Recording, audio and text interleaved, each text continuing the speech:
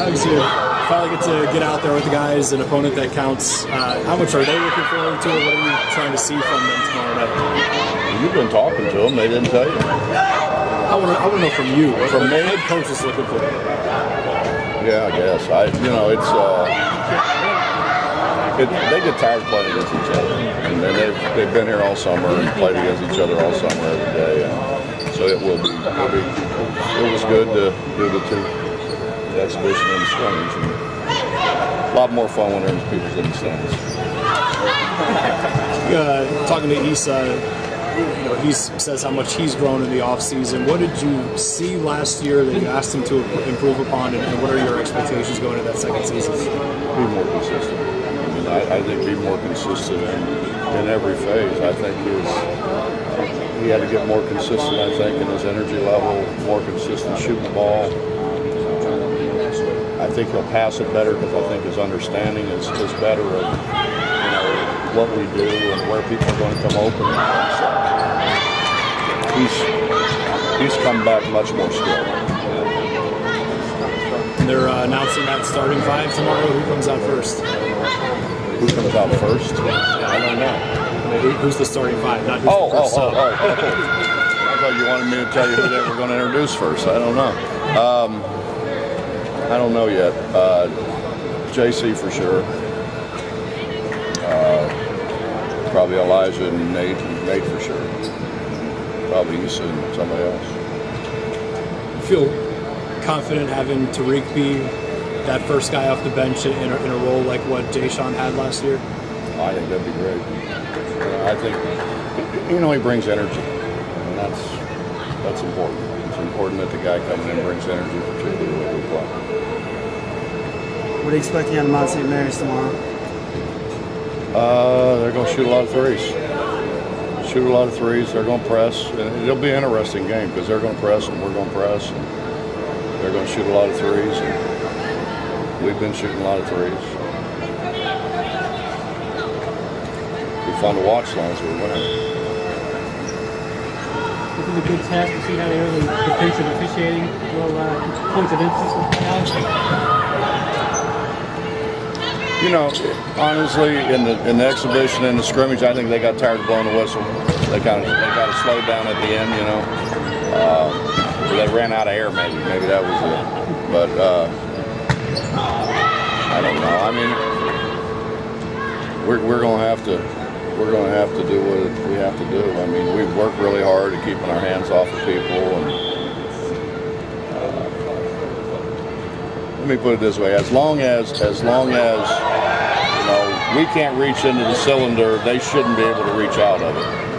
So if they officiate the cylinder both ways, we'll be fine. I've heard a lot about Nate's improvement over the offseason. We saw it during the season last year too. How much of that, I know health has to do with it, his hand and all of that, but confidence and just going out there, seeing that he can do it, and now knowing that in this offseason he's going to be counted this year. I don't know that confidence was ever a problem. I think he played his sophomore year hurt all year, and really wasn't able to shoot the ball with his wrist situation. And then, he had the surgery, and it takes a while. It takes a while to come back from that. But I thought he played really well at the end of last year. I thought he was one of our better players at the end of last year, and he's gotten even better now. He's so much more consistent. We all have our bad days. He's had a bad day or two. He's been probably our most consistent guy by far.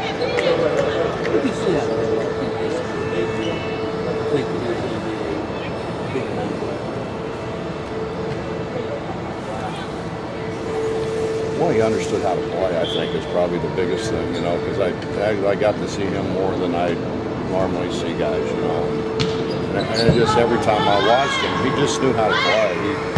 He can pass it, he can shoot it, he's got good size. Nobody guards in high school. I mean, it's foolish to put your best player on anything other than their worst player. It's got to happen in the game. So I wasn't sure, but then you watch him move his feet. He had good feet. He played football, so he's got a little toughness. I just thought he had he had a chance to be really good for us and kind of do what he's doing. He's kind of like the glue that holds us together. He's got a great demeanor and he's competitive. You know, he's always been competitive. Yeah. The good thing though, Bob, is we can play him anywhere. You know, he's kind of like Deshaun was. You know, when we played 1-3-1, I could play Day anywhere. They knew every spot and knew the intricacies of every spot, and Nate's the same way. Any chance of maybe using Issa in end of clock situations? I know you had to go ball screen a lot in that situation, but is that one of the areas that you might be more of an offensive focal point? Well, I think it'll end up being that sometimes. I mean, it's all about mismatches. And, you try to get a mismatch so that you can create numbers. And he passes it, certainly passes it well enough, and he shot the ball pretty consistently for us. So it's going to be one of those perimeter guys. Is it going to be rebounding and turnovers? Is that what we're going to be talking about? Is that what you're going to be concerned about the most with this team? Well, we're certainly concerned with turnovers. I mean, we still are just very charitable with the ball. We want to make sure everybody touches it. It's frustrating when you work as hard as we work to steal it and then give it right back to them. And we haven't done a very good job we haven't made the improvement that I'd like for us to make. Is it poor decisions? Is that what it is? Execution? It's a combination of everything. And sometimes we throw it over their head, sometimes we hit them in the foot. You know, sometimes we throw it and the guy's standing right, you know, defense standing right between there where they're trying to throw it. I don't know. It's hard. The hard part about the way we're playing is it's hard to play at that speed and with that kind of emotion on a defensive end, and then have to turn it off on the offensive end and calm down and relax. That makes it hard. Is that, you think, the ceiling on this team? Is that how good this team's going to be? Is how well they take care of the ball ultimately? That's going to be a big part of it. That and we haven't rebounded very well. Our bigs have not rebounded the ball very well at all. So we've got to get much better at that aspect. Now, I'm guessing in Purdue they had some big kids that might have been part of it, or they're not getting to the ball the way you want them to. Well, they were big, but we still got to rebound the ball. We're going to play against big people. Maybe not as big as the guys Purdue had, but we're going to play against big people. Can you get rebounding from other positions? We did. Nate rebounded it well. And Issa can rebound. Issa from the three position ought to be one of the better rebounders in the world. Bob, you made a comment about a month ago or so. Javon could end his career as maybe putting in the most minutes or hours in the gym of any player you've ever had. I mean, that seems like quite a statement to be making. What have you seen as far as his determination and want to get himself better? Well, he was on an off day. He was in there for a couple hours. You know, when we gave him off, 2 days, and he was in there at least 2 hours a day. That, you know, I think once he figures out that it's not, you don't have to make the game hard. The game's hard enough just on its own. You don't have to try to make it hard. And he does that sometimes. You know, he turns down shots that he should shoot and takes harder shots. He forces passes when he shouldn't force passes. And you know, I think once he can, you know, kind of the game slows down a little bit for him and he makes it easier, which he's got the ability to make it easier, then I think he'll have the whole package.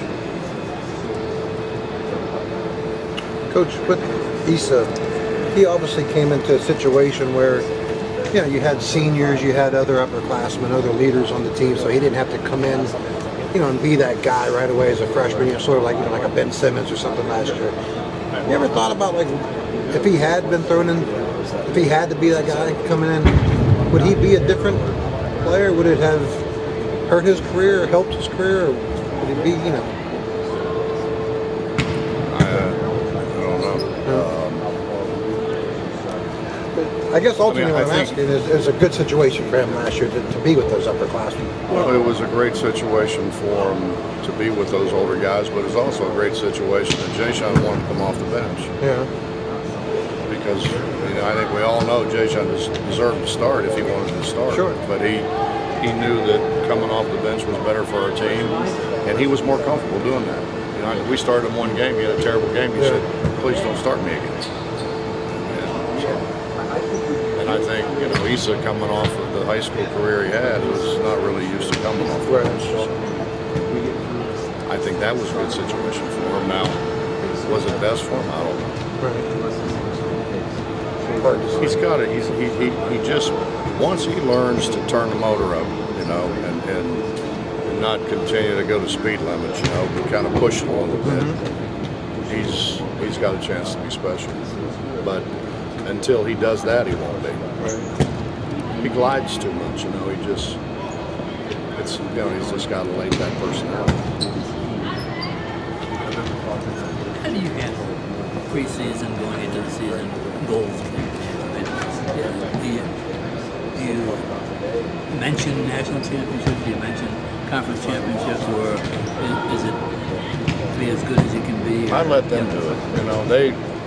They had their goals on the board last year, and I didn't say a word to them. That was all them, and I'm sure before Friday, rather, they'll do that again. They haven't done it to this point, but I'm sure they will. Bob, I'm brutally honest with them.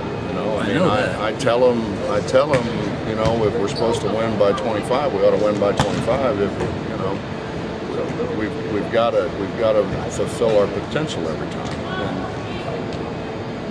And they're aware of RPI, they're aware of BPI, they're aware of all those things, and we tell them where we are, and we tell them what's supposed to happen. And I don't know, somebody said one time, well, you're putting pressure on them. No, I'm not. I'm just being honest, and I would rather know what I have to do than, not do everything I was supposed to do, and then somebody come later and say, well, if you had done this, well, why in the hell didn't you tell me to do that? And so that's kind of the way I look at it.